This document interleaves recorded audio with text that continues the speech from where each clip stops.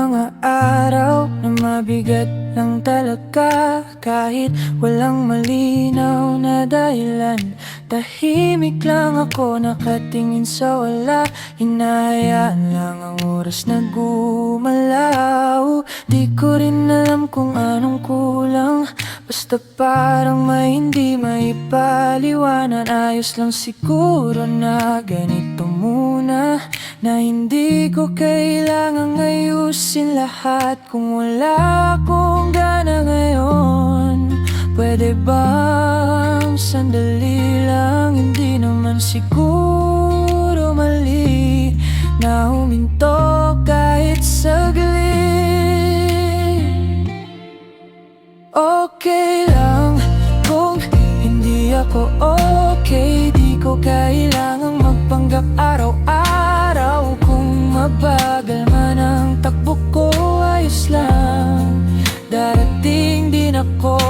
Okay lang kung di ko alam kung saan ba papunta tong lahat. Sa ngayon, hinga muna ako, sapat na yun para magpatuloy.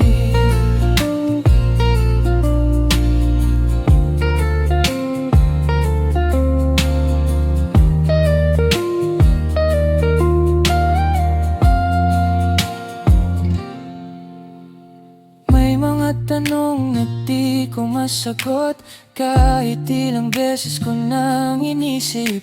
Minsan mas mabuting tanggapin na lang na hindi lahat may kasagutan agad. Hindi ko kailangang pilitin ang sarili na maging maayos sa bawat sandali. Kung pagod na ako, pahinga muna, bukas ulit. Pwede naman, walang masama kung mabagal, kung hindi agad makabangon.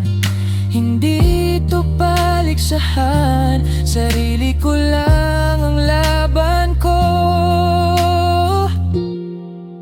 Okay lang kung hindi ako okay, di ko kailangang magpanggap araw-araw. Kung mabagal man ang takbo ko, ayos lang, darating din ako. Okay lang kung di ko alam kung saan ba papunta tong lahat. Sa ngayon, hinga muna ako, sapat na yun para magpatuloy. At kung wala man makaintindi, ayos lang, kakayanin ko rin. Hindi ko kailangang patunayan na okay ako sa paningin nila.